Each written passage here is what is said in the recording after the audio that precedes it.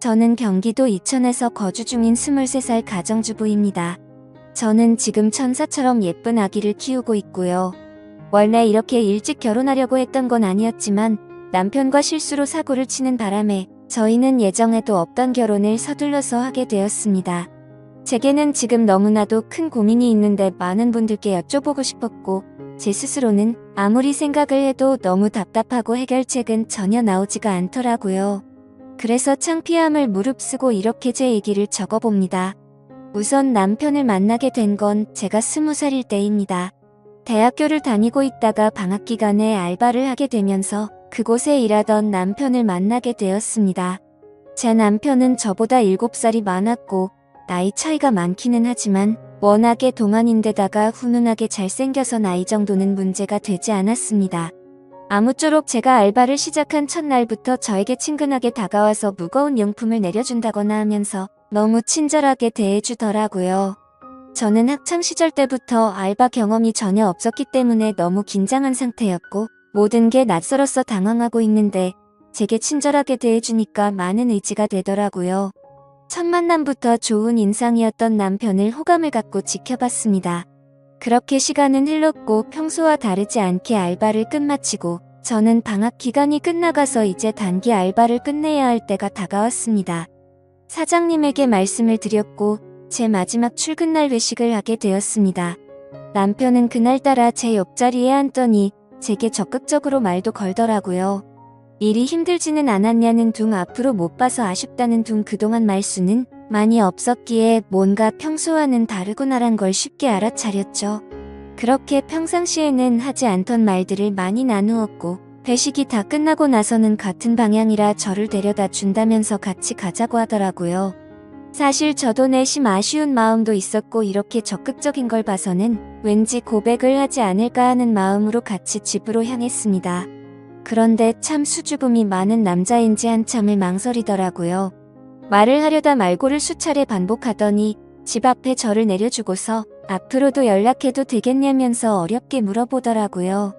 저는 그 모습이 너무 귀엽게 느껴졌고 당연히 연락해도 된다고 했습니다. 저희는 그날 이후로 평상시에도 매일 같이 썸을 타면서 연락을 주고받았고 데이트를 3번째 되는 날 남편의 고백으로 교제를 시작하게 되었습니다. 사실 제가 7살이나 많은 사람을 만날 거란 건 꿈에서조차 생각도 못 해봤습니다. 하지만 그렇게 나이 차이가 많이 나는 사람이 제가 생각한 모습과는 다르게 섬세한 모습에 순진한 모습들이 제 마음을 더 이끌리게 한 거였죠. 아무튼 저희는 그렇게 1년을 넘게 만나오다가 어느 날 저는 생각지도 못한 아기를 갑자기 갖게 되었어요. 처음에는 눈물만 나고 어떻게 해야 하나 하늘이 무너질 것만 같았습니다. 이 사실을 말해야 하나 말아야 하나도 한참을 고민했고 남편에게 전화를 걸고서 저는 아무 말 없이 울었습니다. 남편은 제가 대뜸 울면서 아무 말을 안 하니까 깜짝 놀래서 무슨 일 있냐면서 물어보더라고요. 저는 어렵게 아기를 갖게 된 사실을 전했고 한참 동안 아무 말 없던 남편은 이내 진지하게 차분히 말을 했습니다. 우리가 만남 가질 때부터 자신은 아주 진지하게 만나온 거라고 하면서 아기를 갖게 된 거는 축복인 거니 눈물 흘릴 이유가 전혀 없다더군요. 그러면서 평생 제가 힘든 일 없게 잘해준다면서 자신만 믿으라고 했습니다. 솔직히 그런 말들이 조금은 제 마음의 위안이 되었고 깊은 고민 끝에 결혼을 하고 아기를 낳기로 했죠. 그렇게 저희는 제 배가 더 불러오기 전에 이것저것 따질 겨를도 없이 양가 부모님께 인사를 드리고서 급하게 결혼을 준비하고 결혼식을 올리게 되었습니다. 그때는 시아버지가 너무 점잖으셨고 웃음도 인자하셨다고 생각했는데 지금은 그런 모습들이 너무 이중인격자 같았고 생각만 해도 구역질이 나올 정도로 화가 치미네요. 지금 생각하면 뭐든지 급하게 서두르다 보면 꼭 문제가 생긴다라는 말에는 틀린 말이 하나도 없는 것 같아요. 평생을 함께 해야 하는 결혼인데 더 꼼꼼히 따져보고 신중하게 생각했다면 지금처럼 이런 고민들이 없지 않았을까 싶고요. 아무쪼록 저희 부부는 그렇게 서둘러 결혼식을 올린 뒤에 시댁에서 함께 지내기로 했기에 시댁으로 들어가게 되었습니다. 시댁에는 시부모님과 시아주버님 그리고 남편이 생활하고 있었고 제가 들어가고부터 5명이서 한 집에서 생활하게 되었습니다. 사실 시댁에 들어가는 거 정말 내키지 않았습니다. 하지만 저희가 결혼에 대한 계획을 잡고 체계적으로 준비한 게 아니었기에 당장 같이 살 곳을 마련하기에는 돈이 턱없이 부족했었습니다. 그래서 남편은 2년 안에 돈을 모아서 따로 집을 얻어서 나가자고 저를 설득했습니다. 그러고 싶지는 않았지만 어쩌겠어요. 저희 친정도 부모님께서 여유가 많지는 않으셨고 갑작스러운 결혼을 알린 것도 모자라 돈까지 달라고 하기엔 염치가 없는 상황이었습니다. 그래서 결국 저는 시댁으로 들어가서 2년만 버티자라는 생각으로 남편의 제안에 승낙을 하게 되었습니다. 처음에는 저만 그 집으로 들어가다 보니 너무 낯설고 걱정이 앞섰습니다. 그런데 제 걱정이 쓸데없는 생각이라고 말해주듯 시부모님은 친아버지 친어머니처럼 생각하라고 말해주시면서 저를 반갑게 맞아주셨고 시아주버님도 유머러스하고 유쾌한 성격이셨습니다. 그래서 저는 걱정과 달리 저를 편하게 대해주시는 어른분들 덕분에 매일 같이 웃고 지내면서 오히려 가족들이 북적북적해서 이대로라면 굳이 분가를 안 해도 되지 않을까 생각이 들 정도로 저는 그 생활이 좋다고까지 생각을 했었습니다. 하지만 그때는 제 삶이 이렇게 될 줄은 정말 상상조차 못했던 거죠.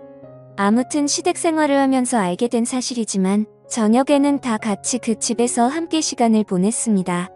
하지만 낮에는 남편과 시아주버님 그리고 시어머니 이렇게 세 분만이 직장에 출근을 하셨습니다.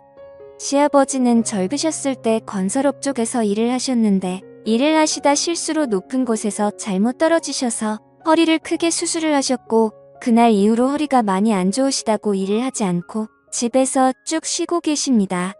그래서 결혼 이후 시아버지와 저는 가족들이 퇴근하고 돌아오기 전까지는 둘이서 함께 집에서 시간을 보내고 있었고요.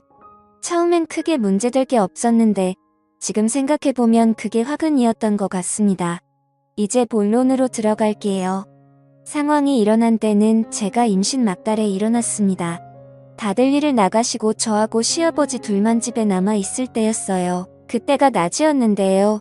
시아버지는 외출하셔서 동네 어른들과 술을 드셨는지 집에 들어와서 저한테 갑자기 다가오시더니 제 위도 슬릭 올리려고 하더라고요. 아무리 그래도 그렇지 명색이 며느리인데 위도슬 올리려고 하다니요. 제가 아직 사회 경험도 부족하고 나이도 어렸던 건지 그때 알아차렸어야 했는데 참 한심했습니다. 그래도 그날은 식구들한테 아무 얘기도 안 하고요. 그냥 술을 드셔서 크게 실수하셨구나 생각하고 머릿속에서 잊자라는 식으로 넘어갔었습니다. 그런데 문제는 그렇게 넘어간 걸로 끝이 난 게 아니었던 거죠. 그때는 실수겠거니 생각했는데 지금 생각해보면 절대 실수가 아니었던 것 같네요. 식사를 차려드리면 맛있게 드신다면서 고생했다며 제 팔을 주물러주는 척하면서 주물댔다거나 주방에서 제가 있을 때 굳이 제 곁으로 지나가면서 은근슬쩍 스치면서 지나간다거나 그런 것들이 느껴졌습니다. 근데 실수일 수도 있는 이런 문제들로 대뜸 어딜 만지냐고 하는 것도 쉽지 않았고 사실 행동도 심각했지만 평상시에 하는 말들도 심각한 수준이었습니다. 저를 보고 너는 왜 그렇게 피부가 좋냐고 하면서 얼굴을 만져본다거나 언제부터 그렇게 성숙해졌냐며 민망한 말을 한다거나 참 입으로 담기에도 불쾌하고 짜증이 나는 짓들을 그때는 단순히 나이 드신 어른의 짓궂은 장난으로 생각한 제가 멍청했던 것 같습니다. 아무튼 이런저런 사소한 일들은 셀 수도 없는 것 같지만 또 한 번은 시아버지와 저 단둘이 집에 있었는데 무더운 한여름에 대청소를 하고 나서 땀이 굉장히 많이 났고 시아버지가 주무시는 걸 확인하고서 저는 샤워를 하러 들어갔습니다. 그렇게 샤워를 한창 하던 도중 갑자기 밖에서 문을 열려고 하는 인기척이 들리더군요. 그래서 저는 다급히 시아버님께 저 지금 샤워하고 있다고 대답을 했습니다. 그런데 본인도 너무 더워서 당장 샤워를 해야겠다고 문을 좀 열어보라는 겁니다. 정말 소름이 쫙 끼치더라고요. 너무 불쾌해서 당장 옷을 껴입고 나갔더니 갑자기 밖에 나갔다 온다더니 휙 나가버리더라고요. 그렇게 그 일이 있고 나서 지내던 중 아기를 낳고 얼마 안 있어서 일이 크게 터지고 말았어요. 다들 일 나가고 아침에 제가 아기에게 모유를 주고 있었습니다. 평소 그 시간에는 모유 주는 걸 가족들이 다 알고 있었던 상황이었고 갑자기 시아버지가 밖에 부르시더라고요. 그때까지만 해도 크게 개의치 않았고 별 생각도 없이 의자에 가서 앉았습니다. 그런데 시아버지가 갑자기 혼자 힘들지 않냐며 자신이 도와준다고 하더라고요. 그 말을 듣고 저는 너무 충격을 받았고 너무 놀라서 얼른 방으로 뛰어 들어가서 문을 잠가버렸어요. 너무 무서웠죠. 시아버지가 방문을 막 두드리면서 문 빨리 안 여냐고 네가 그러면 내가 이상한 사람 되지 않냐고 소리를 치더라고요. 생전 처음 겪는 일이라 아이를 데리고 창밖으로 뛰쳐나가고 싶은 심정이었어요. 문이 부셔져라 자꾸만 두드려대고 할 수 없이 문을 열었습니다. 문 열자마자 제게 다가왔고 저는 뒷걸음질 치면서 자꾸 그러시면 신랑한테나 시어머니한테 다 잃을 거라고 말하면서요.